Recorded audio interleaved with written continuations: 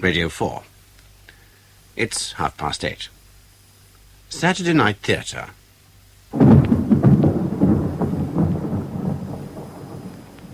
Daniel Massey as Lewis Harper in Everything is Thunder by Michael Robson.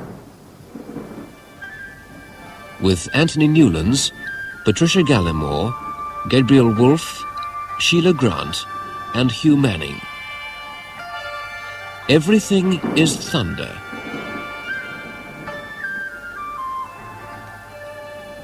Less than a month ago, I was a complacent and relatively useful member of the community.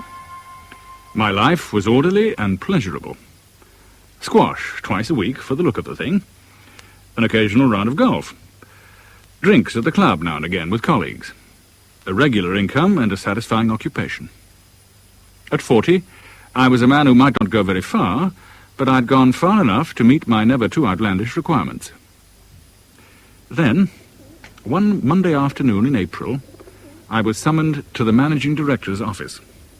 Lewis, come you in. And sit me down. Oh, yes, of course, yes. Had coffee, eh? I have. Cigarette? Not just now, thanks. I see. Well then, you intimated in the pub on Friday that we should have, a basis for discussion today. Absolutely. I do wish you'd sit down, Alec. Making me jumpy all this pacing about. Sorry. Yeah, I've been totally preoccupied the entire weekend, didn't sleep a wink. The Triton merger? That and concomitant problems. Problems?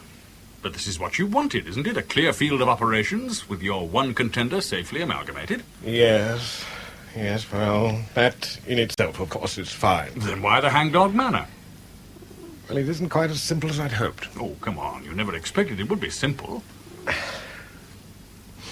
In taking over Triton, we're obliged to take on 3 of their admin staff as directors of a new parent company.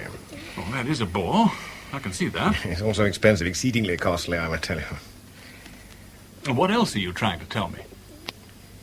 Merrick of Triton has pretty well the same range and length of experience as you have, and to buy out Triton, we had to take on Merrick. And no alternative, I assure you, though we haggled for days. And I'm expected to work with Merrick. Alec? Merrick brooks no rivals. I don't believe it. I don't believe it. You're giving me the push after 18 years? He has contacts we need for our continuing health. This is the golden handshake. Lewis, you're only 40. You have incomparable experience of merchant banking. You're fit, you're single, you're well-liked. You'll fall on your feet. We've voted you a 15,000 quid farewell, tax-free. If you'll clear your desk by Friday, I'm sorry, old scut. I really am truly, desperately sorry. But there was no alternative. Thus, my decline began. In a large office overlooking Lombard Street. A decline from merchant banking through emotional lunacy to flagrantly dangerous actions. And yet, looking back, I don't see how I could or would have acted differently. It was a letter that started the rot. My dear old Lewis, so you've got the boot. I've had no better news all year. You were becoming such a grey old devil, I began to wonder if you weren't slowly turning into a letter of credit, a piece of collateral shoring up Threadneedle Street. Anyway, you're finished, and you're free, and you're on the loose. So, of course, you must come and see us. Let there be no delay. Weather in the Auvergne this time of year is chancy, but a damn sight better than your London sleet. Mary's is already preparing scandalously expensive food, so you must stay at least a month. We shall expect you yesterday. All love, Charlie and Mary's. Charlie and Mary's own and run a small vineyard near Longogne, by the headwaters of the Allier. The wine's usually indifferent and often repulsive, so they make a steady loss most years, but they don't give a damn. They're living the life they enjoy, and Mary's private income ensures they'll never go short of a crust or a pillow. So, Through the Auvergne I drove. And the further I left London behind, the more my spirits lightened. For the first time in my life, I was free of all obligations except to myself. And I was beginning to relish the experience.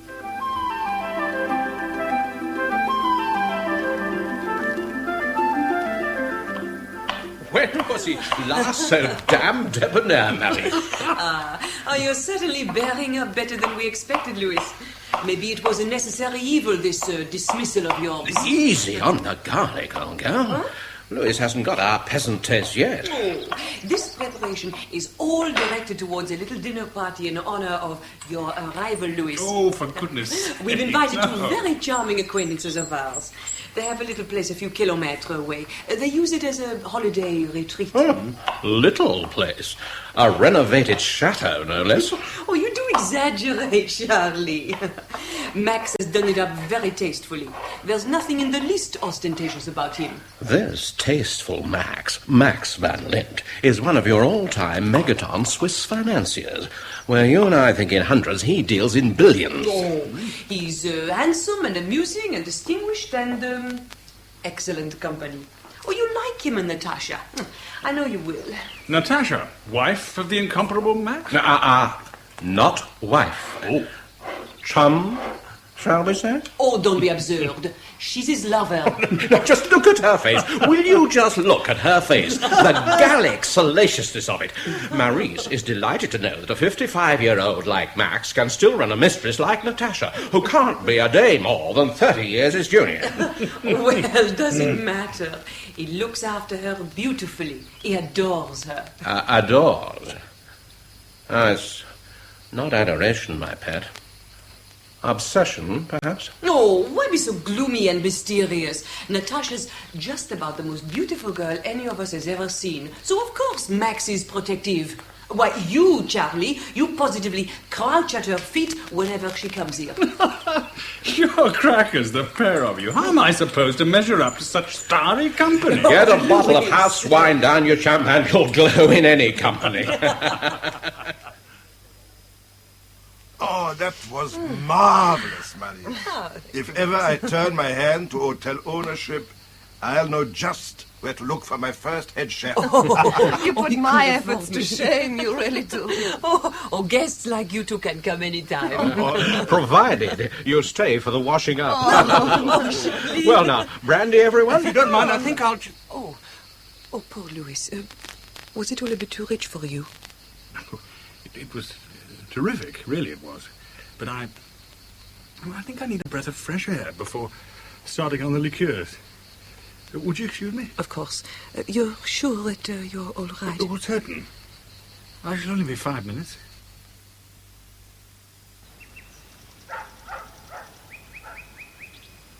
Louis, Here. you were expecting me. I hoped you'd come. A long time ago, over 20 years ago, two friends and I went on a walking tour of Scotland. By the time we reached the northwest coastline, the weather had turned against us. For 3 days we saw nothing but rain. We felt nothing but rain and wind and occasional raw gusts from the sea. We were soaked and dispirited. We thought of abandoning the whole project and grabbing the first train back to England. Then, it must have been around 4 o'clock in the afternoon, the clouds began to lift. The sun shattered us. It was an intense white dazzle. We stood on this moorland track, wincing, quite unable to look ahead. After the storm, the smell of the earth was fierce, but aromatic, like the first fragrance of the east. We'd been cold and hungry and drenched, but we forgot all that. I heard Richard draw in his breath and say, "I don't believe it." 50 yards away and looking out to sea was a great stag, motionless. Where he'd come from, heaven knows. How he hadn't seen us. We felt locked in a terrible enchantment. I thought my heart was going to burst. Are you always as intense as this with people you hardly know? What matters is saying it when it matters. What do you know about me? Really? I know that I want you more than any other woman I've ever seen. But why? Why me? If you hadn't been aware of his intensity, you'd never have come out here to be with me. It frightens me. Frightens me. I don't want to be responsible for... What? It's very clear you have an image of me which bears no resemblance to the reality. This is all summer lightning. You won't discourage me. But I have to. I have to. Because of Max? I've got to see you again. No. Tomorrow morning. Can you be free around noon? The auberge in the village. Chez Michel it's called, I think. I'll find it. Is this what you really want? You can't deny what's already happened. Tomorrow, then. At noon.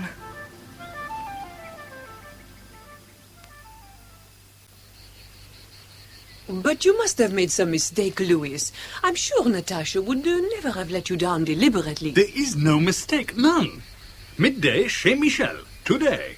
Natasha said so herself. I was there from 11:30 to 3 o'clock. No Natasha, no telephone call, no message, nothing. Oh, it's bizarre.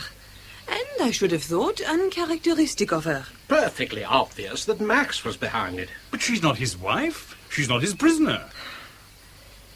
You're very much in love with her, aren't you? Oh, it's preposterous. Last night, Charlie said that Max was obsessed with the girl. I took it with a pinch of salt, then I saw her, and immediately I was obsessed. And I've been stood up, and I'm humiliated and hurt and angry. Look, these are all the symptoms of adolescent... But I'm 40 years old, and I should know a damn sight better. Why are you feeling so sorry for yourself? You have everything to offer an intelligent woman. 6'2" and 13 stone, with a commercial mind and the appearance of an aging athlete. The only athletic thing I've done in 20 years is lift a pint of beer to my mouth. Oh. All right. You're a has-been, so forget her. I say, steady on, old girl. I will not steady on, Charlie. Now, if he loves that girl, let him fight for her. Now, if he can't be bothered to make the effort, then let him shut up and contemplate his garden. But I will not have this childish self-pity, not in my house. Oh, good God, here's Max in the limousine. Ah, well, Louis, now you can find what you want to know, d'accord? She didn't turn up, Louis? How extraordinary. Before I left, she was full of excitement at the prospect of seeing you again. When did you leave? Oh, about 10:30. And you got back when? 4-ish. And she was there? She was packing. Packing? She, quite suddenly, taking it into her mind that we must go immediately to Los Angeles. But why? We're supposed to be having dinner with you on Saturday. Natasha is a creature of violent impulse. When the mood's on her, there is no stopping her. It's easier to fall in with her whims. So, when are you leaving? Tomorrow. Tomorrow? I'm so sorry, Maurice. You'll have to make up for this crise de neuf when we get back. Whenever that may be. Louis! Oh, Louis, there's a letter for you. For me? Natasha? Isn't that her handwriting?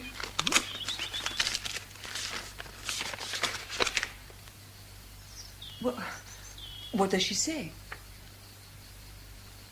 This is quite extraordinary.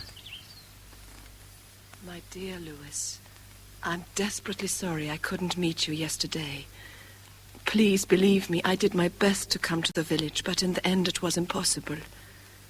Now Max says we have to go to Hong Kong on Thursday, and he doesn't know when we'll be back. I only wish I knew what was going on. Everything's been so bewildering recently. Please give my love to Charlie and Maurice. You know how I feel about you, Natasha. Hong Kong? But Max told us they were going to Los Angeles. And why was it impossible for her Why to should meet she you? say Hong Kong when Max said Los Angeles? You just said that. And I'll say it again. Max Which quite of clearly... the two do you believe? What? Why should either of them bother to lie? That's not an answer. If Natasha has this affection for you, and her letter is affectionate, then I should believe her. Well, the whole thing's crazy. Max has never been evasive before. He's never lied before. But that was before Louis met Natasha. But since they're going away anyway, why should he lie about their destination? Pointless.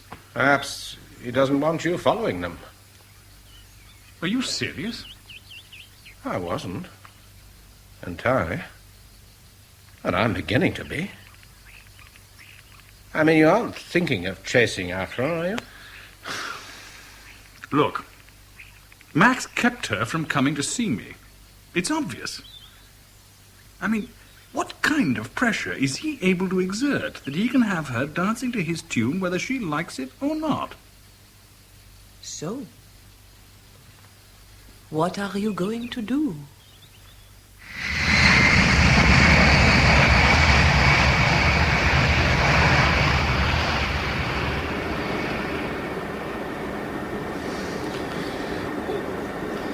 You're lucky. You slept for 2 hours. Slept like a baby since takeoff. Good God, have I? Fancy a drink. You'll be feeling pretty dry now.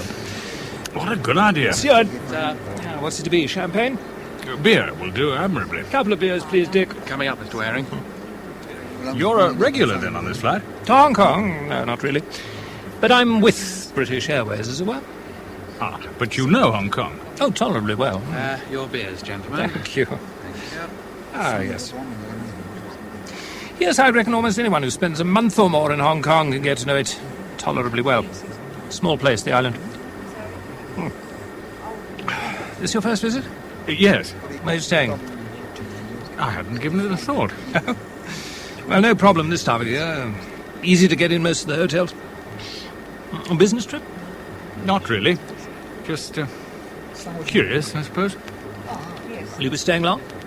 It depends how long it takes to satisfy my curiosity.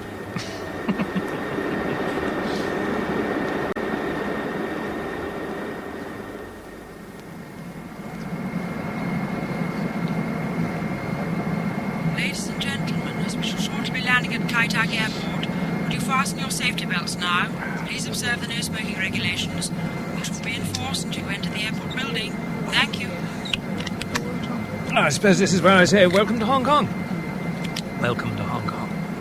Thanks.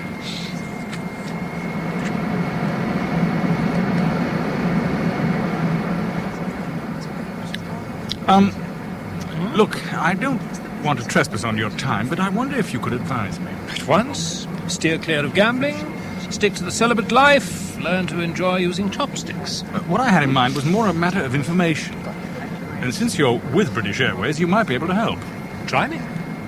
A couple of friends of mine arrived in Hong Kong yesterday, I think. Is there any way of finding out from your people if they did arrive, and if so, where they might be staying? As to part one, no problem. They keep records of arrival for 3 months. In part two, I can have a word with the immigration people. Place of stay is always to be entered on that little white card you hand in. Will it involve you in a lot of work? Nothing that a couple of whiskies won't put right. What are your friends' names? The man is Max van Lint. INDT. Travelling on a Swiss passport, I imagine. The girl is called Natasha Arabin. I'm not sure what passport she carries. Van Lint. Van Lint, her name seems familiar. Isn't he a big wheel in the Cornelius Consortium? I've no idea. All I do know is that he's a heavy figure on the international banking scene, though he keeps it very quiet, and I believe his headquarters are in Geneva. Must be the same fellow. It makes it easier, too. He's certain to have had VIP treatment from start to finish. They'll know all about him at Kai Tak. In any event, what you'd better do is this. Once you've cleared customs, go to the airport bar, and I'll join you as soon as I've run your influential buddies to earth. Chinese cause we put Hong Kong is an island 10 miles long, but the whole world knows Hong Kong through a girl named Susie Wong. Refugees came in. Waring, I'm here. I'm feeling the humidity already. How'd you get on? Passengers Lint and Arabian arrived yesterday and gave their destination in Hong Kong as the Mandarin Hotel. The Mandarin Hotel. Is it easy to get to? Sure. At the moment we're in Kowloon. Take a taxi. It'll go through the tunnel, Hong Kong side. The Mandarin's well known. You'll have no problems. This is marvellous. Let me buy you a drink. I'd love to join you, but something's cropped up. I'll have to deal with it once. Then let me give you dinner one evening next week. I'd enjoy that. Here's a card. You can always find me or leave a message for me there. Foreign Correspondence Club. That's the place. You look me up when you're ready and we'll put the nosebags on. Sorry to dash like this, Harper, but you know how it is. Bye.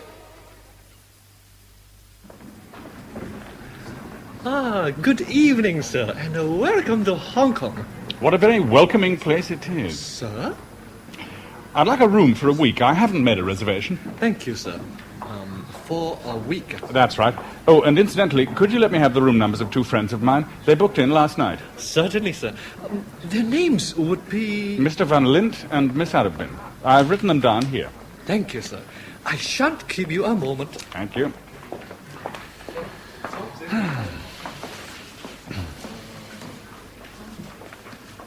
Sir, you sure your friends were booking in here and not at the Furama or perhaps the Hilton? No, the Mandarin, quite definitely.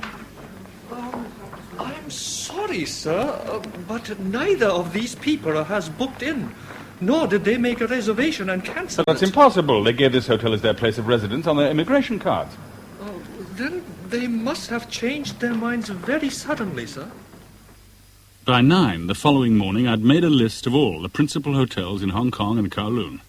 And from then until 11:30, I rang every one of them. No one had heard of Max or Natasha. Now, this was absurd, frustrating, and increasingly mysterious. They were here, quite clearly, on this tiny rock in the South China Sea. But how to find them amongst 5 million people? I had one hope, one contact only, and I had to use him. I had no idea why Waring was being so extraordinarily helpful to me when he was clearly a very busy man indeed. But I was prepared to grasp at any straw, however ambiguous it might eventually prove to be. So I left a message for Waring, and later that day he telephoned me and set up a meeting at the Foreign Correspondents Club. Now, let's get one thing straight this evening. You're my guest here, and under rule, guests can buy nothing except cigarettes. Oh. So, down your beer and tell me what's in your mind. Max and Natasha didn't book in at the Mandarin, nor are they in any other hotel in the colony. I've checked them all. By God, I've checked them. Curious? Oh, it's ridiculous. Why are you so keen to meet them? Oh, that's a long story. On the face of it, a stupid one. How about letting me be the judge of that? All right. Well, I met them both in France at the home of friends of mine. I arranged to see Natasha the following day, but Van Lint turned up and said Natasha had suddenly made up her mind to go to Los Angeles. Odd to begin with. Then I received a very jumpy letter from Natasha saying that Van Lint had to go to Hong Kong. And she was right. Here they are. So why the lies? Perhaps Van Lint scented a financial killing in Hong Kong. Didn't want the world to know his plans. Business camouflage isn't a crime, you know. But what about that entry on the immigration card? Wouldn't you call that deliberate misrepresentation? It isn't something to give the authorities sleepless nights. So long as your friends behave themselves while they're here, why should anyone object to an incognito presence on the island? I don't know, but I can't give up now. I've come halfway across the world to find her. You know, this club's as good a place as any to make a stop. Well, financial reporters, Southeast Asian stringers from most of the major European and American newspapers are members. Now, put the word around, quietly. See what I can come up with. I feel absolutely helpless and very dependent on you. All I can give you is gratitude. For the time being, that'll do very nicely. When an occasion arises for something more substantial, I'll let you know. There was nothing I could do now but wait, hope, and rubberneck.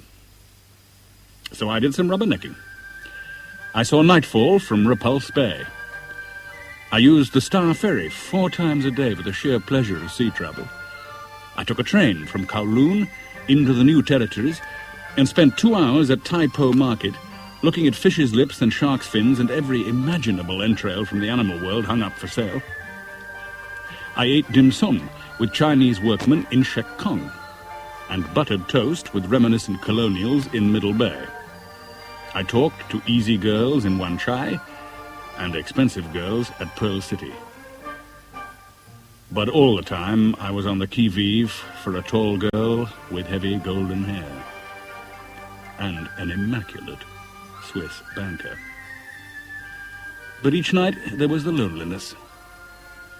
The high chair for one in the captain's bar at the Mandarin. 3 days went by without a word from Waring, but I felt I couldn't pester the man any further. He had problems of his own and a life to lead quite unconnected with mine. Yet Waring proved much more persistent than I'd given him credit for. There you are. Thought I might find you here. Mine's a large John Collins tonight, I think. Right. Waiter. Yes, A large John Collins and a beer, please. one large John Collins and one beer. Coming up. Thank you. Good to see you again. How have things been? Strenuous. Any news of Van Lint? Not a murmur. He's gone to earth very thoroughly somewhere. Press friends no help? Oh, they were interested. Keenly interested. They'd all like to know what he's up to here. And they'd made every sort of inquiry, but still drawn a blank. Your drink, sir. Oh, thank you. Great. Well, cheers anyway. Cheers. Could the pair of them have gone on somewhere else? Manila, perhaps, or Taiwan? Not without clearance through immigration. No. They're somewhere on the colony. Well, then they must be staying with friends. If that really is the case, there's only one course of action open to you. And what's that? If you can't find them, you must let them find you. What? No, it isn't as crazy as it sounds. Look, Europeans here dote on news from home, on television and radio. Anyone fresh to the island is worth a few minutes of airtime if they've anything remotely interesting to talk about. Now, just suppose I were to give you a spot on a TV chat show. Couldn't you take it from there? Would they want to talk to me? I have nothing remotely interesting to say. Come on, there must be something you could dine out on. Well, Yeah? about 8 years ago, I once shared a taxi with a snake charmer. What more do you want? Stand by for a call from Sally Richardson of RTV. And as she got out of the taxi, the snake charmer said, "When the chips are down, you can always rely on mice." Oh, well, thank you, Lewis Harper, for that delightful little story about a very unusual human being. But tell me, are you still a believer in the continuance of the British monarchy? Well, what would happen to Hong Kong if it stopped? Would you call it a cabinet colony? Right. Touche, Louis. But tell me, are you enjoying your stay in Hong Kong? It's quite an experience, I can assure you. But I'd enjoy it even more if I could catch up with two very good friends of mine. You mean you can't find them in a tiny place like this? So far, I haven't caught up with them, and the truth is I have some important papers for them to sign. Gee, that's a real shame. Do you think they'll be watching the program this evening? I'm relying on it. Max and Natasha, it's good news. And you can get in touch with me through Sally here. Max and Natasha. I sincerely hope you'll reach them, Louis. And meantime, I'd like to thank you, Louis, for coming on the show this evening. Thank you, Sally, very much indeed.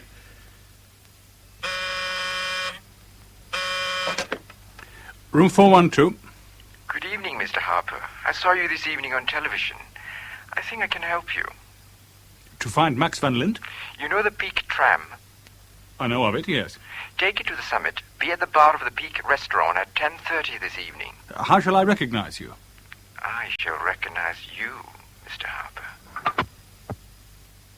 The tramway, which has been operating perfectly successfully for 80 years, climbs precipitously from the centre of Victoria up 1,800 feet to the top of the highest mountain on the island. In theory, you can, from the summit, have access to one of the most remarkable panoramas in the civilized world. In theory. But that night, as on so many nights, the peak was entirely covered with cloud. All I saw was swirling water vapour. But at that stage, I was uninterested in views. The restaurant was almost empty.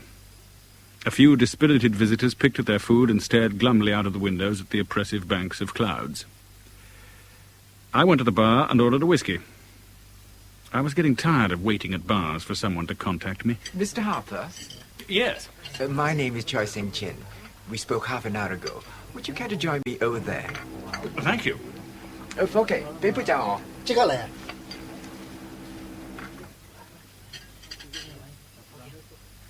Well then, Mr. Cheng, you're an associate of Max van Lint's? I can tell you how to find him. When can I talk to him? Tonight. You've moved very fast. The show didn't end till 7:30. As you've probably realized by now, Mr. Van Lint isn't anxious to have his whereabouts generally known. With you, it's different. I gather you're a friend of his. An acquaintance? More than that, surely. What does it matter? I want to talk to him. He evidently wants to talk to me. How do we meet? When you finish your drink, take the tram down again as far as the Bowen Road stop. Get off there and wait. Someone will take you to meet your friend. Bowen Road? That's right. Take your time. I'm leaving now, but I paid for your whiskey. Au revoir, Mr. Harper. It's been a pleasure to meet you. Thank you, Mr. Cheng.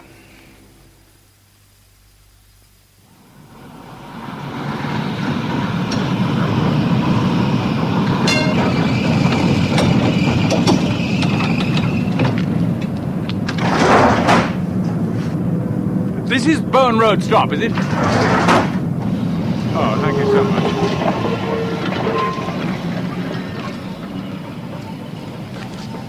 The tram clanked away down the hillside and I was left alone at this tiny halt. I could see almost nothing. The clouds smothered vision, moist trees dripped, and from Victoria Harbour I heard the dim boom of foghorns. No one was waiting for me. I lit a cigarette and paced about restlessly. I felt chilled and apprehensive and longed for the warmth and welcome of the hotel. Mr. Harper? Mr. Harper? Mr. Harper? I saw 4 of them emerge quite slowly from the cloud and darkness below me. They advanced cautiously, strung out across the steps. I was far bigger than any of them individually, but there were 4 of them. And how many more behind me? Mr. Harper? My name's Baxter. What's yours? Mr. Harper. Never, ever talk to strangers! Hey, 冇使佢啊！順路黃夫人。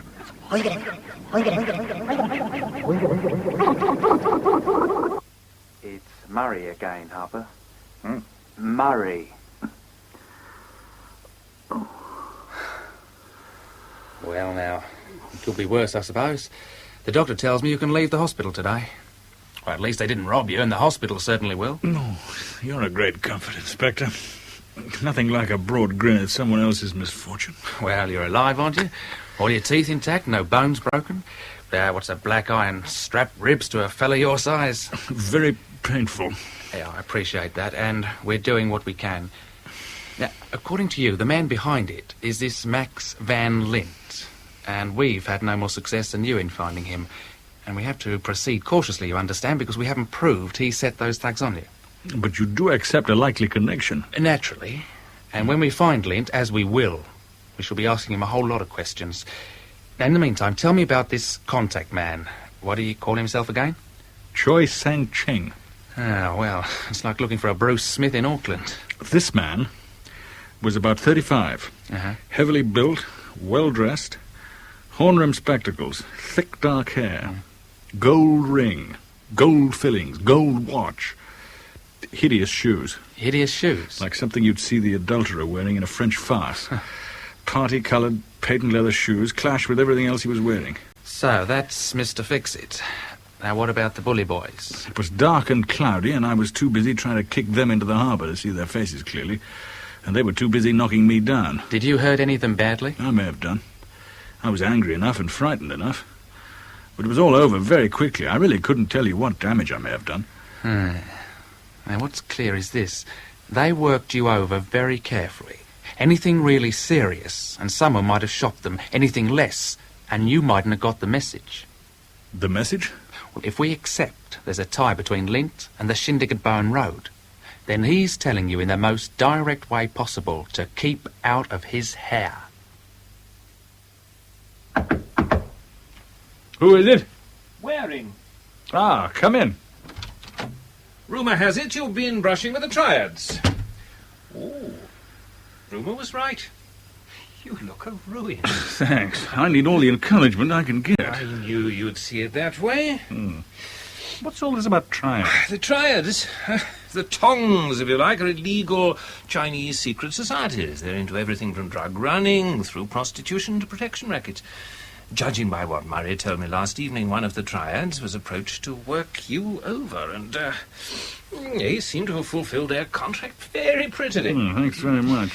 I gather you believe Van Lint was behind it? Who else could it be? Who else would beat me up but not rob me? And I was carrying quite a lot of cash at the time. It's an attractive premise, certainly. It's going to be almost impossible to make it stick. Lint, if it was Lint, would be working through 2, 3, possibly 4 intermediaries when he put out the contract. And you don't get too many informers within the triads. They know the penalty for knocking to the police. You seem extraordinarily well informed about the Hong Kong underworld. It's common knowledge. But I'd say you were lucky. They could have maimed you for life if they'd wanted to. Meaning next time they will, unless I keep out of Van Lint's life. I should have thought so. Wouldn't you? The whole thing's a scandal. Have I offered any threat to Van Lint or Natasha? Yes, well, presumably he has his reasons for wanting you clear of his area of operations. What reason? What possible reason? Well, you are, or were, a successful merchant banker. A Lint's into the same bag, albeit on a much larger scale. How's he to know you're what you say you are, and not some troubleshooter from the International Monetary Fund? Are you serious? Well, ask yourself this. Would it be a feasible proposition from his point of view? And first of all, you turn up in a remote vineyard in your van, and whom should you meet but Max Van Lint? And next, within a brace of shakes, you're arranging a private rendezvous with his mistress. Could it be to discuss Lint's financial schemes? And thirdly, you travel hotfoot to Hong Kong after him when he's told you he's going to Los Angeles. And you publicly blow the fact that he's on the island in a popular television show. I mean, from his way of thinking, you're either a God's fool or a very assiduous investigator indeed. And what do you think? What does it matter what I think? You offer no threat to me. The whole thing's got utterly out of hand. All I want is to see Natasha. Yeah. Well, meantime, what are you intending to do today? Well, I was thinking of going Kowloon side, visit a tailor, get measured for a suit and some shirts. And then don't go by taxi. Take the Star Ferry. There's safety in numbers. I always take the Star Ferry.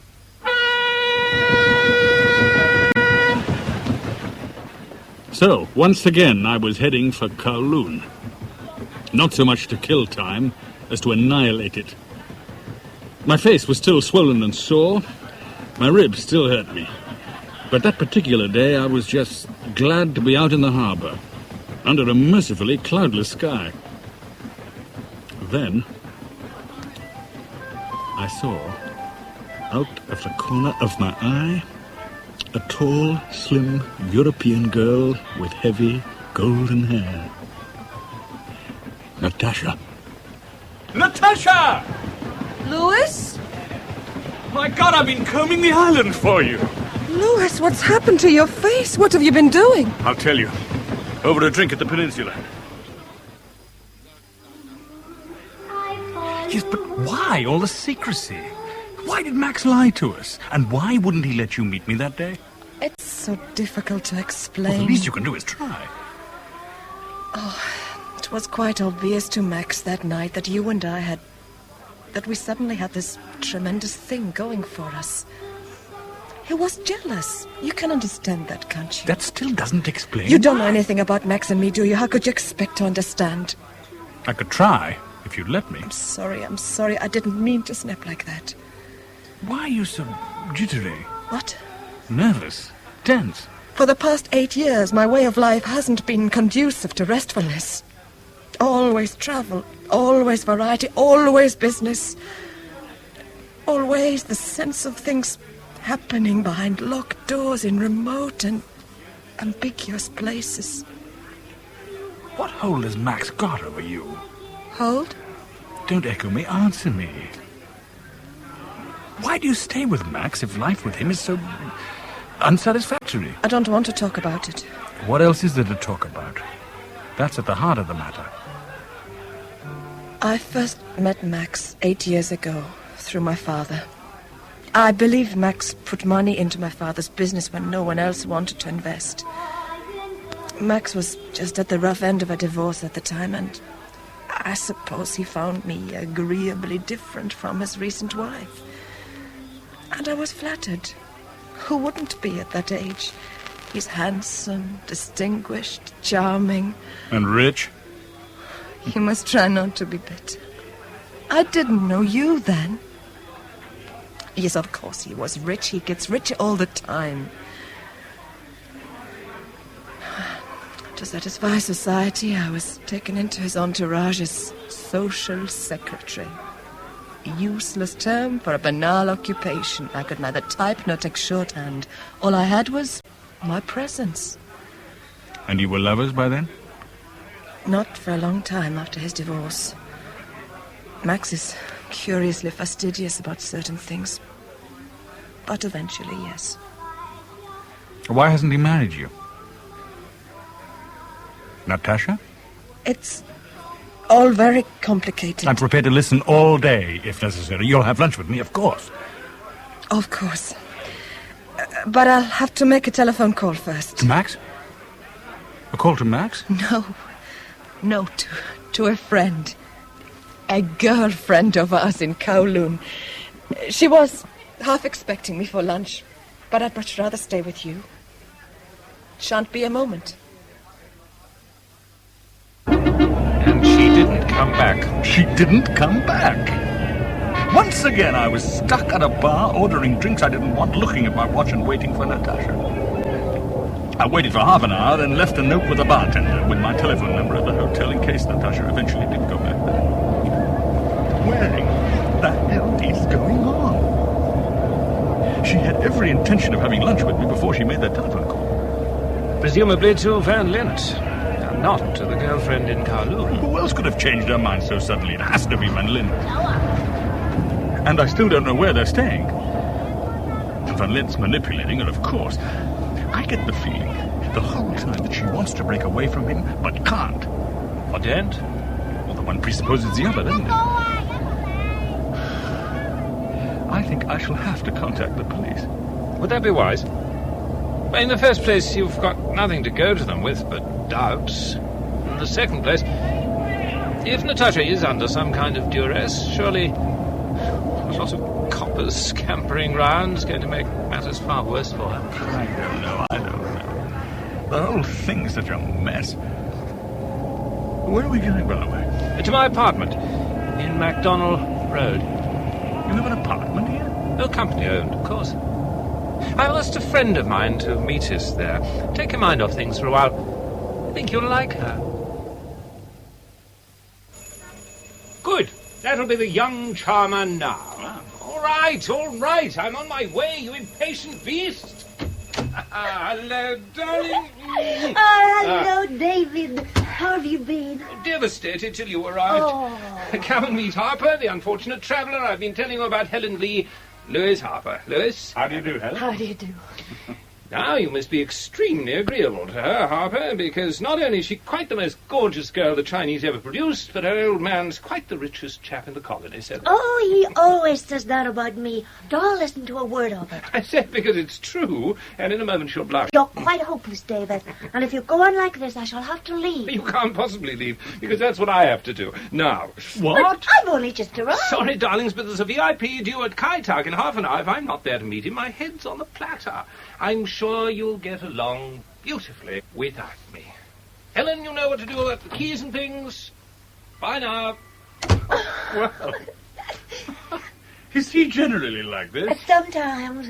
But I'm sure you know him much better than I do. I've known him for rather less than a week. But he spoke of you so warmly, I assumed you were a very old friend. Oh, listen, do let's sit down.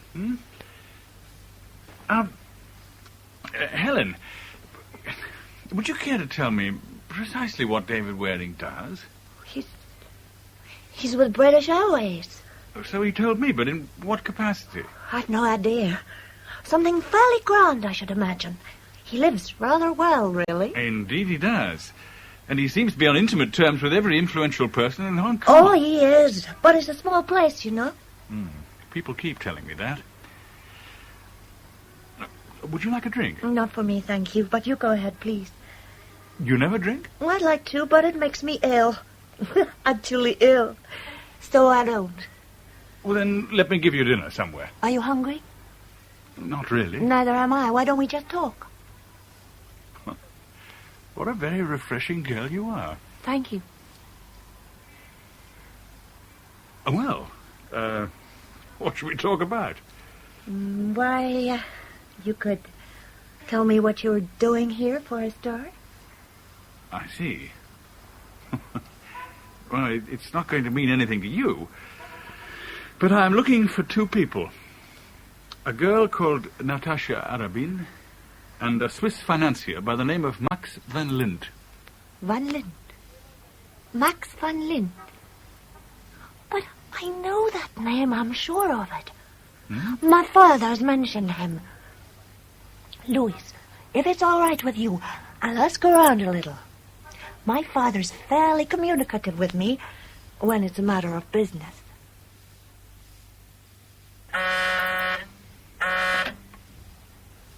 Lewis Harper? Louis? It's Helen. It's all worked out far easier than I'd expected. In what way? My father is in touch with Max van Lint. He is? Let me explain. My father is concerned with almost every possible aspect of Hong Kong commercial life. Cinemas, restaurants, nightclubs, textiles, building, property, and banking. Evidently, Van Lint was in touch with my father almost as soon as he and Natasha arrived. They've spoken 2 or 3 times by telephone since then, and my father is due to meet him tomorrow for a full financial discussion of some new deal they're planning. But this is fantastic. Where are they meeting? Where Van Lint is staying. The Marco Polo suite at the Peninsula. The Peninsula? That's where Natasha vanished. Yes. I thought of that when my father told me the rendezvous. When I telephoned Van Lint to make the appointment, I discovered the suite was booked for 3 weeks in the name of a Swiss mercantile company, Cornelius Detsy. So that's how he got round personal registration. It would seem so. Louis, my father asked me to set up the meeting for 1 o'clock. That's when he and his solicitors will arrive. But I told Van Lint it was for 12:30. That gives you exactly half an hour to do what you have to do and get out.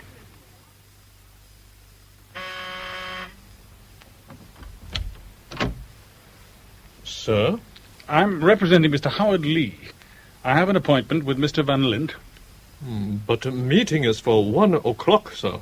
Tell Mr. Van Lint I'm here. My name's Harper. Harper. Very well, sir. Would you please wait? Harper, my dear fellow, come in. Good to hear from you again.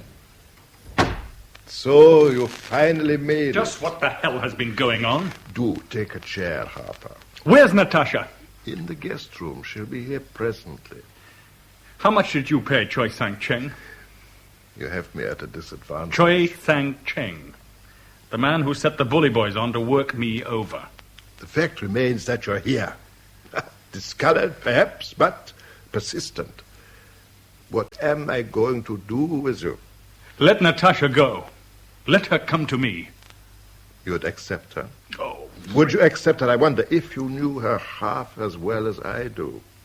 Both of you see virtue in nuance. You revel in obscurity. For a reason. What reason? Louis, you can't fail to have realized that Natasha's a complicated and highly strung girl.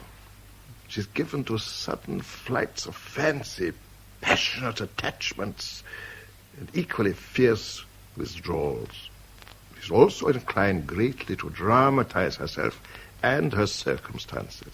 She hasn't yet succeeded in establishing a stable personality. Given your lifestyle, who could? I have no such problem. Well, you've had the time.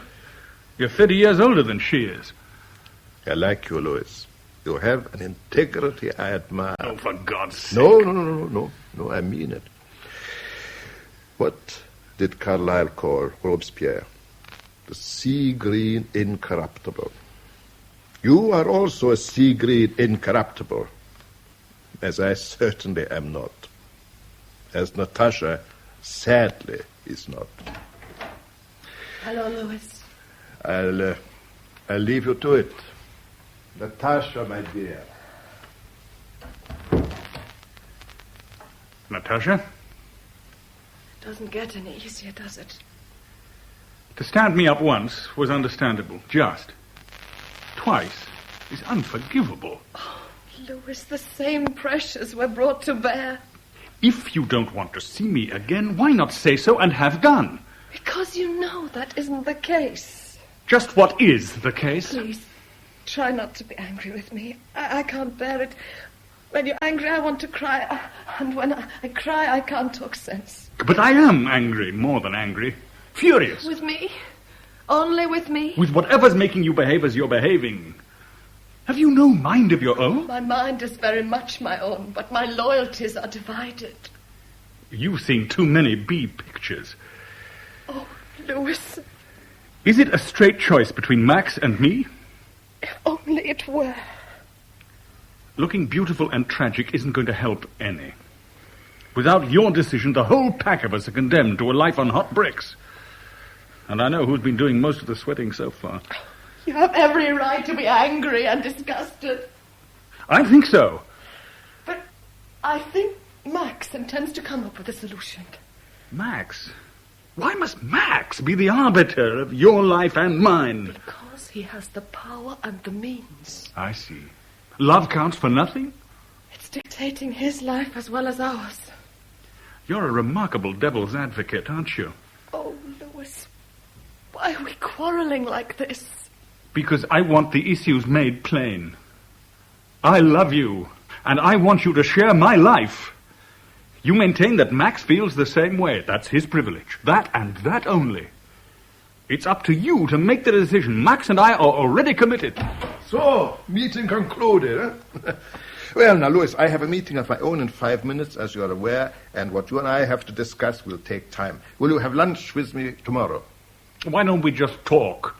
Have you been to Lemmer Island? No. Oh, you'll like it.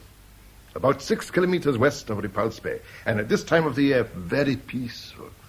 There's an inlet there known as Picnic Bay, and overlooking the jetty there is a restaurant. Meet me there at 12:30 tomorrow. I'd rather that you weren't late.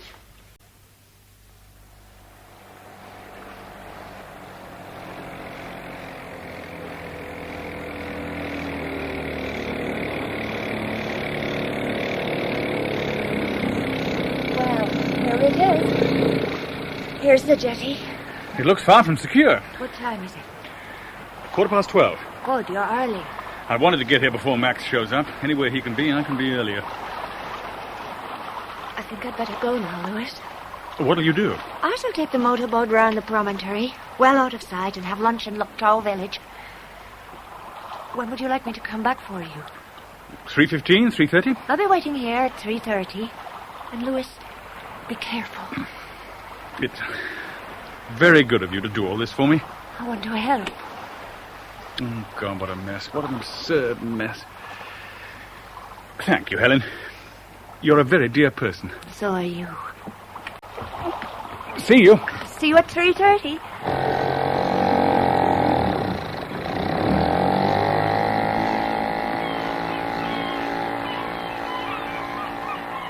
The sun was intensely hot that day, and there wasn't a breath of wind. The jetty swayed as I gingerly walked down it towards the restaurant. It looked absurdly out of place, somehow. A stucco temple with a small forecourt in which a few bald and dispirited dogs lay about, panting. They took absolutely no notice of me as I entered the patio and stared around. Some plastic tables, unwashed, were ranged about the place, haphazard. Ants made determined forays on fragments of decaying fish, and I began to wonder if this was some practical joke of Max's. But I was, after all, early for the appointment. I lit a cigarette and contemplated East Lama Channel. Enjoying the view? Where have you been? Ordering lunch. I hope you'll like it.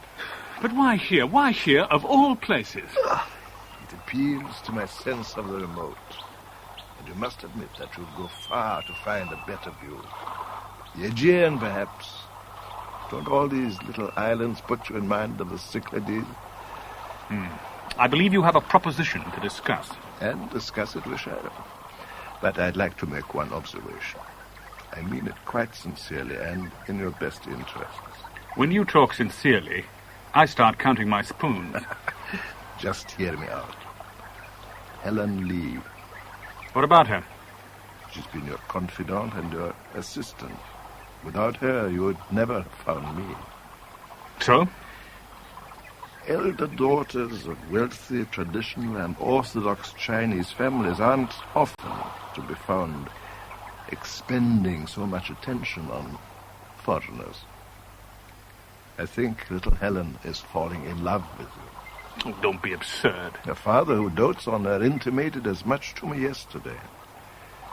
Lewis, you'll be making 4 people very happy if you forgot about Natasha and let yourself become involved with Helen.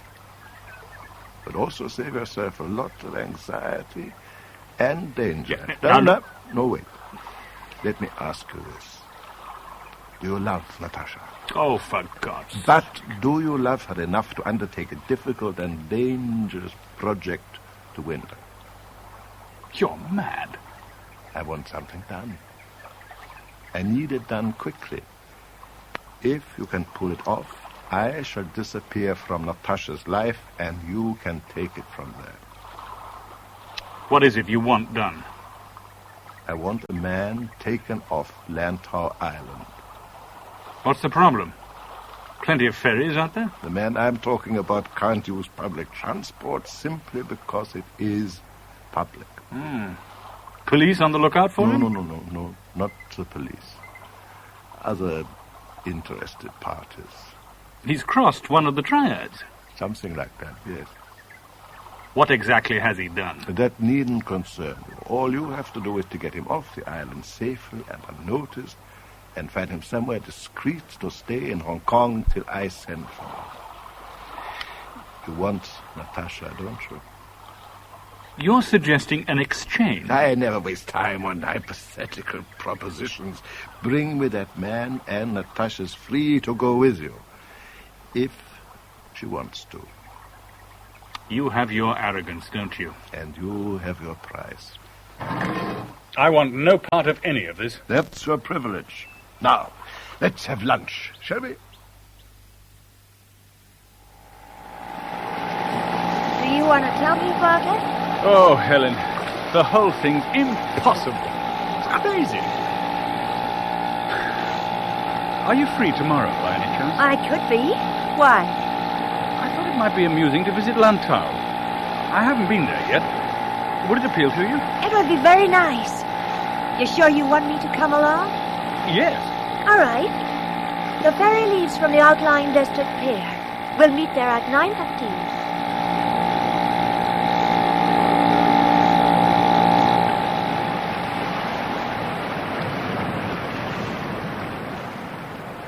So my shabby misadventure began, with deceit and guilt padding at my heels. Lantau is the largest island in the colony, about twice the size of Hong Kong, but it's sparsely inhabited. The ferry put in at Silvermine Bay, and we hired a car and drove southwest along the only metalled road.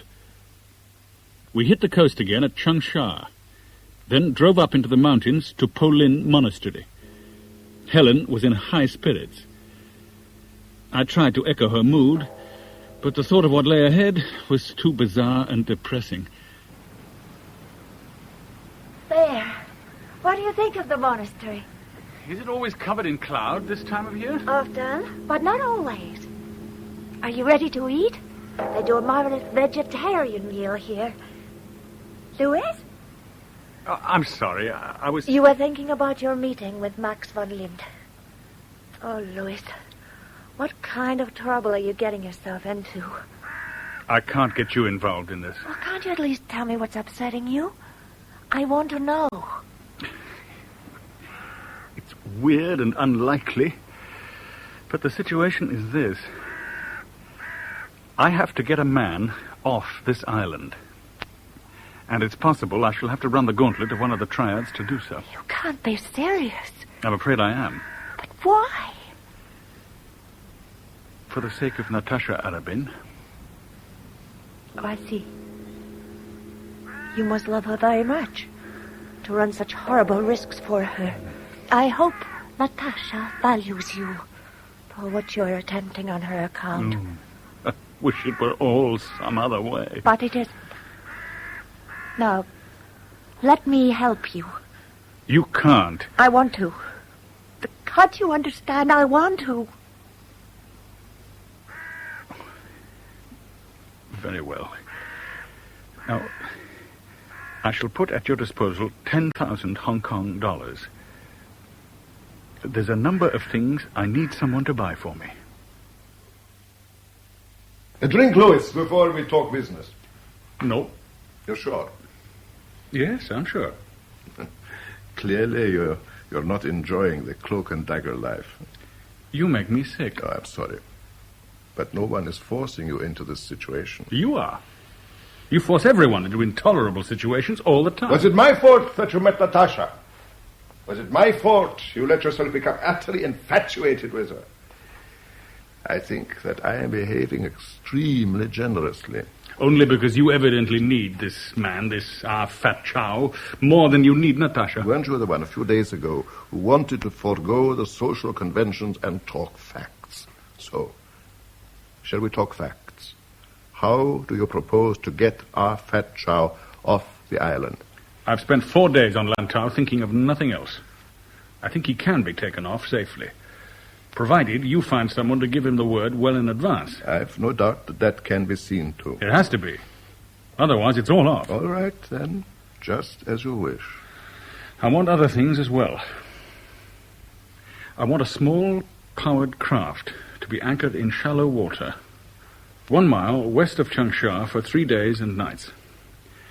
The day I intend to lift the man off, and it has to be a day when cloud is at least partially obscuring the road and the beach, I'll leave a marker on the sand at Changsha, a stick with a fragment of green linen tied to it. Our fat chow and I will reach the craft and sail directly to St. George's Bay on Lama Island. You'll have another boat waiting there, and you will be there in person. You get your man, and I get Natasha. May I offer my congratulations? You can tell me why you need our fat chow so urgently, and why he can't leave the island under his own steam. Our fat chow has certain skills that I require. Business rivals will also like to acquire those skills. He is being watched by other men than mine. What no one will expect will be intervention from a respectable Englishman like yourself. You'll have the brief advantage of surprise. I urge you to make the most of it. And your business rivals presumably won't hesitate to kill both our fat and myself if we look like getting clean away. I never promised you an Easter parade, did I? Now I imagine that you want to talk to Natasha. You'll be in danger all the way. I hope you think I'm worth it. What kind of relationship is it when Max can barter you like a sack of pigs? You don't like me very much, do you? You're in love with me, I think, but that's something very different. Like you or not, I'm stuck with you. I need you. I can't foresee a life without you. Max sees you as his greatest rival because you're a wholly honest man. He wants your head on a platter. Stop making a performance of it, will you? This is a business deal. Why foul it up with histrionics? What are you talking about? Max has suggested that you're a schizophrenic. He wants me to believe you're off your rocker. You've never come up against a man like Max before. Don't you see he'll say anything to confuse you? Why are we always at odds? Forget it. I shall be at Kai Tak Airport every day from the moment you set foot on Lantau. Once you have achieved what you have to, make straight for the airport. I shall be waiting for you. I'll never forgive a third desertion. I returned to Lantau and pitched the tent in deep cover a mile up country of Cheung Beach. For 2 days, the sun shone endlessly, and I sweated and swore. The third day dawned more promisingly.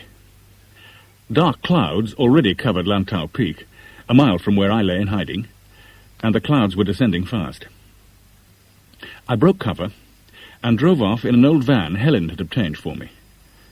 When I reached Cheung Sha, the visibility was fairly poor, and I was certain no one was observing me. I placed the marker in the sand and drove off fast. I left the van, well camouflaged, not half a mile away, then took to the hills once more. The clouds were very low now, and moisture coated my hair and eyebrows. Then the storm began quite suddenly, and everything was thunder. It was obviously building towards the mother and father of all cloudbursts, and if I didn't move now, I should have no visibility at all.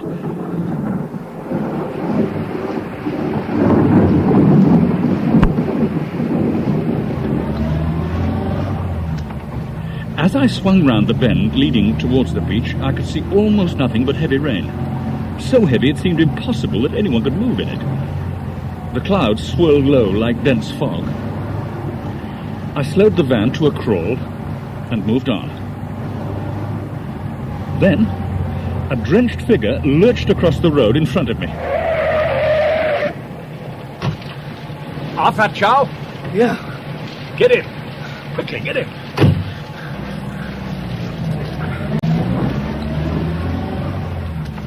Were you followed? Was I followed? Were you? Yeah, I was followed. What do you expect, huh? On foot? I guess. Stop being vague. What's that, man?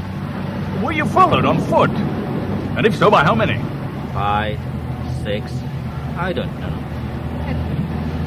All right, on foot.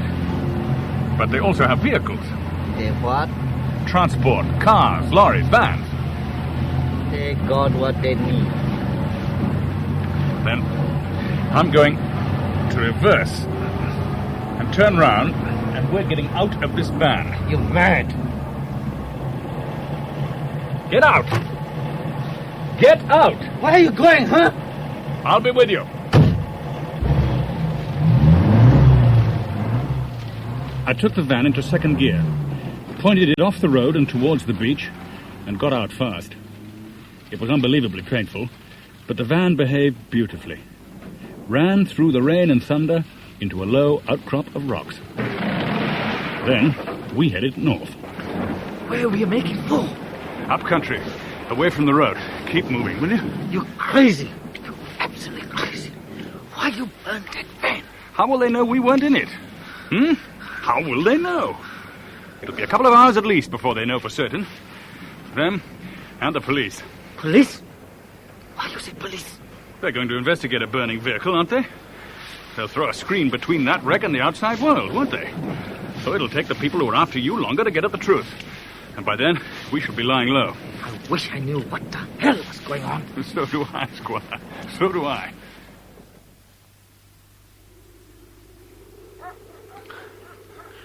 What's that? Huh? Dogs? Police dogs. Police? If the police suspect a triad was behind the wrecking of that van, they'll be out and about in force. It'll confuse whoever may be following you. But I wasn't reckoning on so fast to the action. Man, you're crazy. Wild. Police dogs. We haven't a plan. In 10 minutes, we'll hit a broad stream. We wade down there for a couple of miles and then move off northwest. A stream? Find a stream in this darkness, this weather. I spent 4 days here planning every step of the way. Now, will you move it?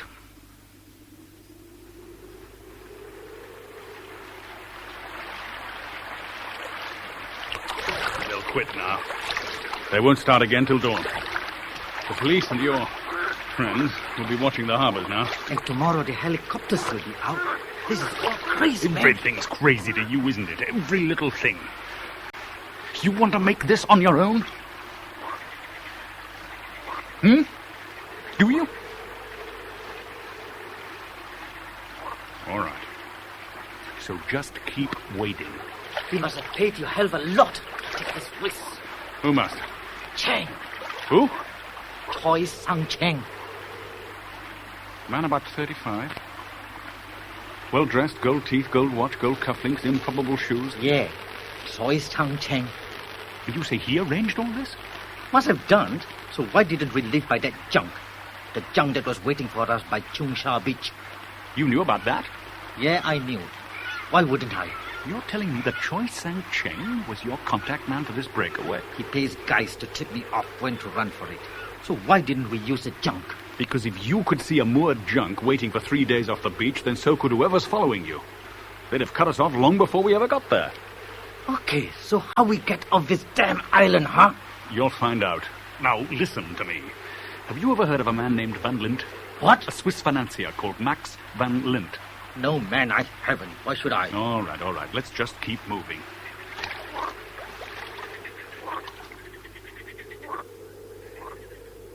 For 52 hours, we played hide-and-seek with police patrols and triad pursuers among the mountains and valleys of Lantau. We moved at night from one food cache to the next, and by day, we lay hidden and took turns on watch while the other slept. But our fat was a terrified and disgruntled wreck. The last man on earth you want beside you in an emergency.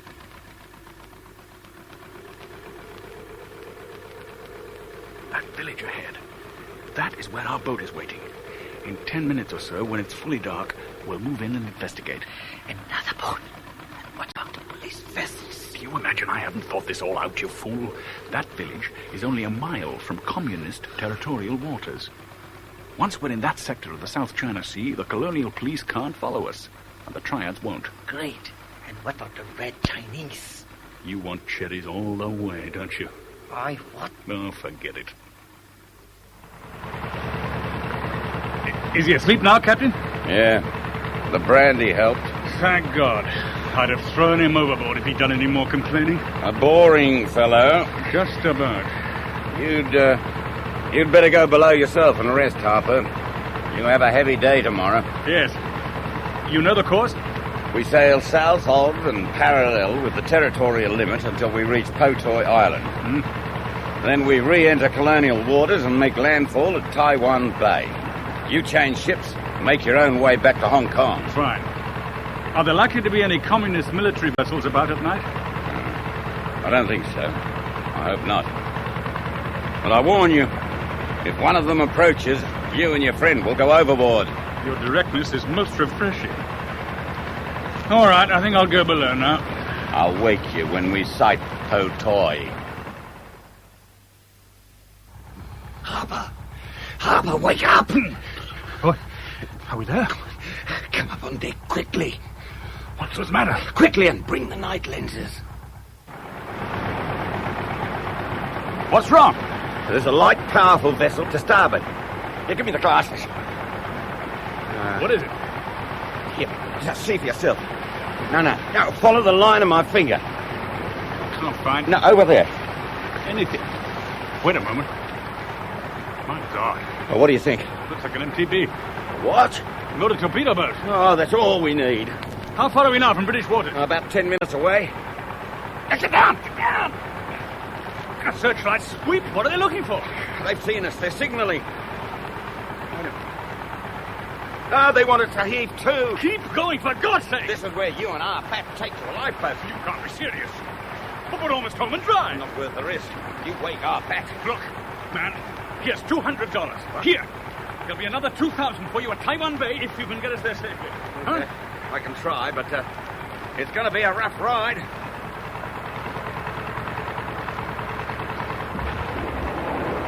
The maniac's shelling us. Oh, how observant you are, Harper. 3 or 4 more and he'll have our range. 3 or 4 more, he'll be shelling colonial waters. How will he care, do you think? How much did you say at Taiwan Bay? Was it 4,000? Come on! We must have passed 22 north by now. Tell the Reds that, will you, Harper?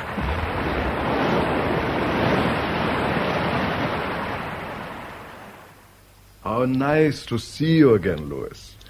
Your initiative appears boundless.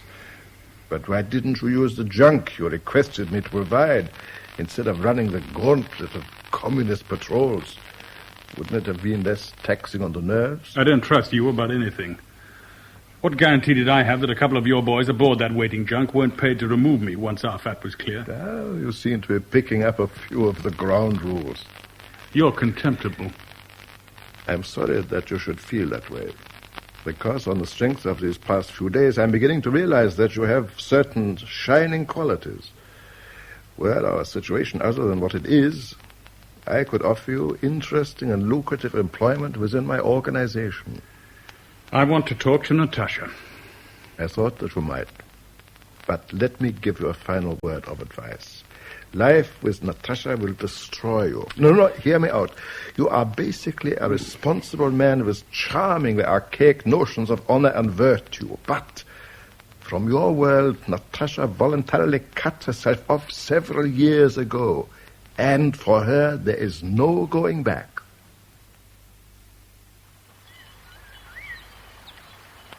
You've been very quiet all afternoon. Are you sure it's what you want? To leave Max and come with me? Of course I'm sure. It's just... It'll be strange at first, that's all. Like suddenly getting a divorce, however much you've longed for it. Natasha, I haven't any of Max's financial resources. I'm 40 and I'm out of work. There'll be no glamour with me. No more excitement than getting a mortgage on a house or spending a fortnight a year with Charlie and Marie. You'll be moving from pink champagne to small beer. Are you trying to put me off? Can't you believe I love you enough to settle for what we can offer one another? I want to. Believe me, I want to. Look at me. Hold my hand and look at me. Why are you so sad? I'm not sad. It's just that my need for you is so intense, I can't believe it'll ever be gratified. I just hope that if you feel anything like the same intensity, you won't ever become disenchanted when our lives settle into what's got to be, heaven help me, a pretty orderly routine. But don't you see, that's what I need as much as I need you. Life with Max has been a gorgeous sham. You represent reality, warm and loving, and yes, orderly. That's why I'll be waiting for you at the airport tomorrow. Waiting with far more hope and impatience than you think I'm capable of.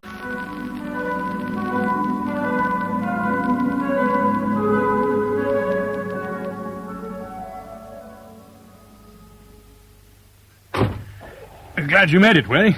As you rightly judged, I'm curious. Where are we going? The airport. Meeting who? Natasha Arabin, briefly. Then she and I are off. Oh. Where? London first. Then a transfer to Paris. And you aren't coming back to Hong Kong? Why should I? I came here to find Natasha. I found her, and we're leaving together. How the hell did you manage that? Van Lint and I did some horse trading. In what respect? Oh, he needed an introduction to somebody. I arranged it 10 minutes ago. As a result, he's taken the pressure off Natasha, whatever the pressure was. Who did he want to meet? An inconsiderable gangster named Afat Chow. Afat Chow? You know him? I know something about him. Lewis, what exactly have you got yourself into? I fulfilled a business deal, that's all. Deal? Important enough for Van Lint to trade Natasha for this Afat Chow? Don't ask me how or why, because I don't know. All I know is that Natasha's waiting for me at the British Airways desk. I spoke to her by telephone from the Shirama not 10 minutes ago. If I know one thing about this, I know it smells like trouble. Why? Why trouble? Certain of my colleagues, not associated with British Airways, will be very interested to know that Afat Chow's on the loose. Why? There's a firm belief he's tied in with certain currency swindles. Look, where did he and Van Lint meet? At the Furama. Where did they go? Possibly back to Max's suite at the Peninsula. I can trace an unbreakable connection between those two, I shall be a happier man. You've been very helpful. How gratifying. So, in turn, you might tell me what you actually do. I have certain responsibilities to the British Treasury, but I'll thank you to keep that information absolutely private. It had to be something like that. Yes, of course, I'll keep it to myself.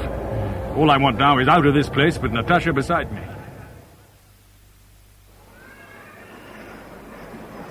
But where is she? In God's name, where is she?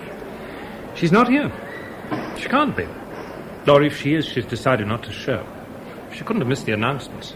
Impossible. But she's crazy. I spoke to her not more than an hour ago. She was here at reception. Lewis, your plane leaves in 10 minutes, and by rights, they should have closed the gates already. You expect me to leave without Natasha? If you stay on in the colony now, you'll be in deep trouble, I warn you. Trouble? Get it into your head. The girl has ditched you. Isn't that sufficient? She's always stood you up. Lewis, you have everything to lose by staying on. Who are you? You've got to trust me. Our fat chow was bad news. Leave it at that. I mean it. You've lost her, Lewis. Cut your losses and run. Go on, run.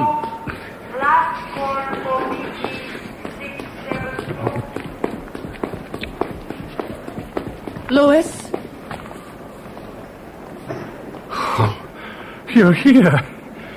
Oh, thank God for that. I told you I'd be here. I didn't want to speak to that man. You didn't want...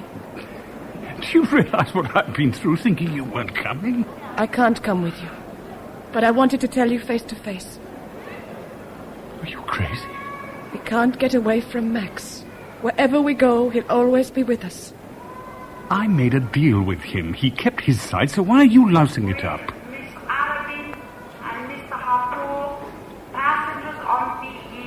Natasha, this is our only chance.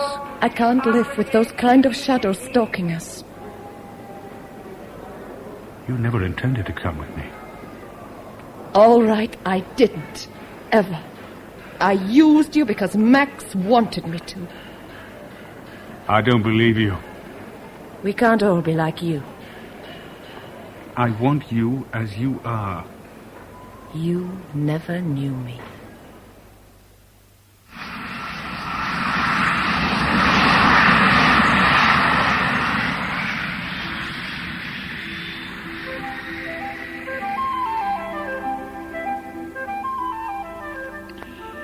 So, once again, I went back to the Auvergne. Back to Charlie and Marie's to lick my wounds. But this time, the wounds were deeper. It's an extraordinary story, Lewis. Quite extraordinary. That's the word I've used once or twice to describe recent affairs. Oh, Lewis, you're well out of it. That girl has fooled you far too often. But why? Why say she'd go through with it and then vanish at the last minute? I'm afraid it comes down to this. Max is an infinitely rich man, and Natasha's grown used to living with his kind of unbelievable luxury. She must have decided, however deeply she appeared to feel about you, that she couldn't give it up. Oh, she's worthless. Worthless. Oh, come on, Marie. But it's true. Isn't it, Charlie? What have I learned this past fortnight? To fall in love. To fall excessively in love at my time of life has brought me grotesque misadventure and unendurable heartache. I should have clung to my self-sufficiency. I shan't make the same mistake again. I'm not sure that's true. It was salutary. To know you could feel as well as think. You were becoming very complacent, Lewis, but you didn't recognize it. However much it may hurt now, it's not inappropriate that you should have had this bouleversement. I'm sure of it. Oh, now, steady on, old No, girl. I will not steady on. Lewis, you know we love you, Charlie and I. I wouldn't be saying this to you now.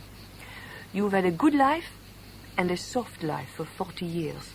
And what's happened? You fell for a girl who led you a dance and then let you down. That it all happened in exotic places and in strange circumstances doesn't alter the central fact. And it happens to almost everyone at some time in their lives. So, you should be thankful it happened now, and not when you're 50 or 60 and far less flexible. Well, Lewis? I'm about to count my blessings. Oh, I'm not quite over the top yet. I have money in the bank and a flat in London I can call my own. I have good friends. Next week, I shall pick up the threads and go job hunting. It shouldn't be too difficult. Just once in my life, I've lived dangerously. Just once, I wagered far too high, and I lost. And that makes me a better man, a more fulfilled man, a more complete man. Perhaps you're right. But it hurts. Oh, Charlie. Maurice. Oh, God, how it hurts.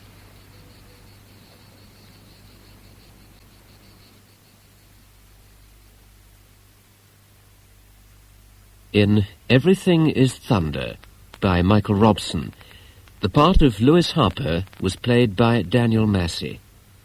Max Van Lint by Anthony Newlands, Natasha Arabin by Patricia Gallimore, David Waring, Gabriel Wolfe, Helen Lee, Sheila Grant, Charlie Everest, Hugh Manning, and Maurice Everest, Nicolette Mackenzie.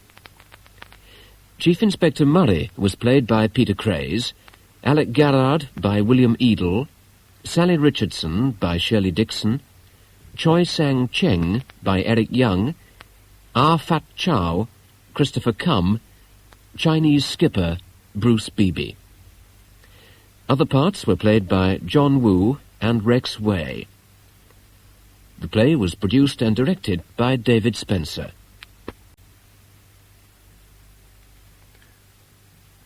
Next Saturday, you can hear the second play by Michael Robson, in which Lewis Harper returns to Hong Kong and becomes involved again with Natasha Arabin. But the involvement turns out to be very unexpected. A number of unpleasant and violent events occurred until at length Van Lint struck a bargain with you. Waring's been in touch with you. Van Lint struck a bargain with you. He would allow Miss Arabin to leave Hong Kong in your company, provided you did something for him. That's so, isn't it? I was to bring a man off Lantau Island and take him to Max Van Lint. The man being a 22-year-old Chinese named Ah Fat Chow. Not the most endearing of men. Well, then, it won't distress you too greatly if I tell you that he's dead. He's what? He was found floating in Telegraph Bay 4 days ago.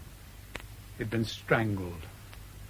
And you think Van Lint was responsible? Oh, it's tempting to assume so, but there's no proof, of course, there never will be.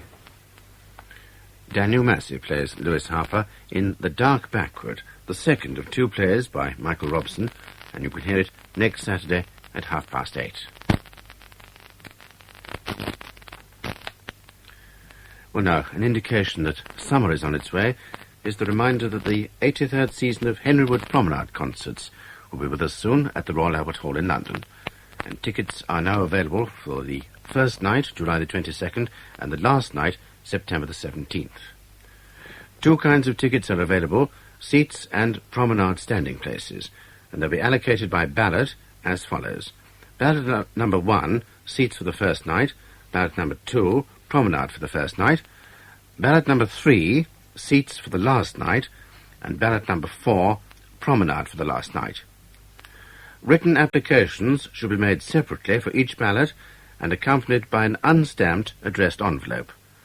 The address to send them to is the Royal Albert Hall, London SW7 2AP, and they should reach there by Saturday the 28th of May. There's no need to send any money at this stage, but would you please make sure that the number of the ballot is clearly marked on the top left-hand corner of the envelope. The opening dates for booking tickets for concerts other than the first and last nights and for season tickets will be announced later, and the prospectus will be available from the 3rd of June, and it'll cost 40 pence.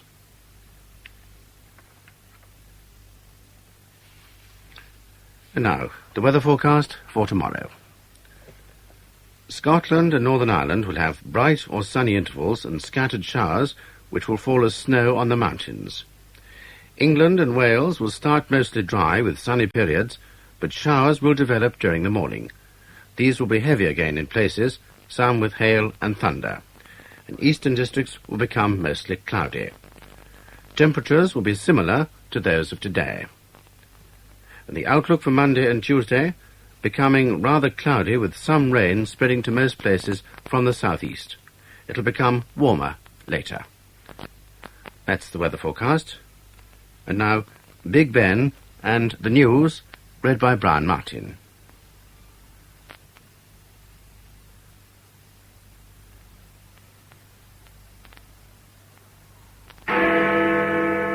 BBC Radio News at 10 o'clock. The blowout at the Bravo rig in the North Sea has been sealed by the team of Texans led by Red Adair. The main danger has passed, and production from the rest of the Ekofisk field is to begin again tonight. Mr. Callaghan has said that despite current difficulties, the battle against inflation is being won, and a new economic forecast predicts a rise in real incomes this year. In Northern Ireland, the Protestant groups planning a general strike next week have hardened their attitude, and the Reverend Ian Paisley says he'll resign from political life if the strike call is not heeded. In Pakistan, the Prime Minister made a surprise tour in an open car after a demonstration by opposition supporters failed to make any headway. Football, Liverpool now have a clear lead in the First Division. Wolves have won promotion from Division 2. After the successful capping of the blown-out wellhead in the North Sea, the Texan oil experts have been telling newsmen how they stemmed the flow at their 5th attempt. Red Adair from Houston took his deputies, Boots Hansen and Richard Hatterberg, from the Bravo rig to the emergency headquarters at Stavanger. Our science correspondent, James Wilkinson, was there. The 3 men landed by helicopter in Stavanger at about 7 o'clock this evening to a hero's welcome. To them, it had been just another blowout, like the other 35 or so a year which they have to deal with. They described it as a medium difficult one. It would have been 10 times worse, they said, if the blowout preventer had not been on top of the well, even though it was upside down.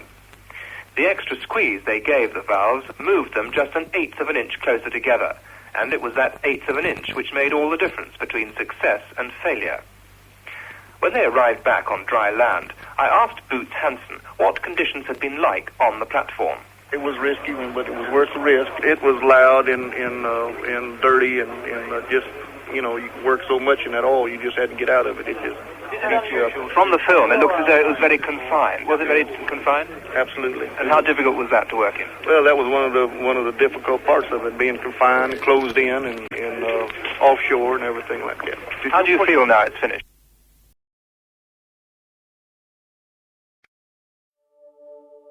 I'm just me, and you're just you. But somehow, that's everything we need.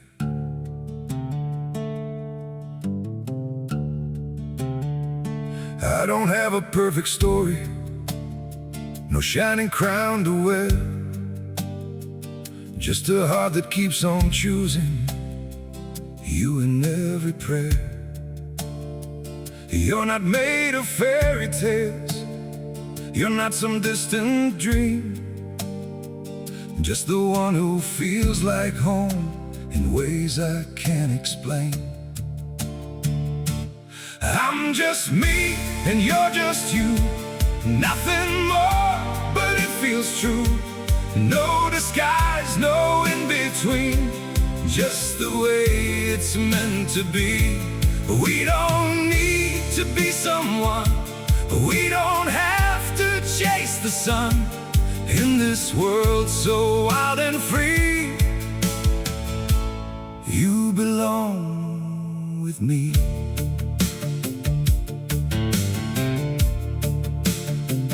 We're not written like a story people talk about for years.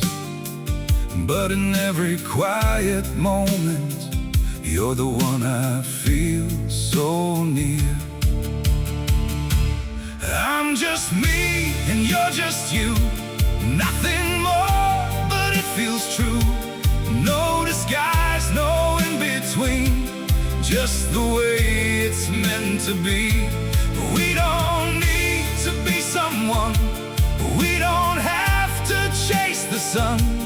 In this world so wild and free, you belong with me. Maybe we're not perfect, maybe we don't shine, but if you stay beside me, then everything is right. I'm just me and you're just you, still somehow we make it through every road and every sea. Lead you back to me. We don't need the stars above, we already have enough. Simple hearts, one destiny. You're the one for me.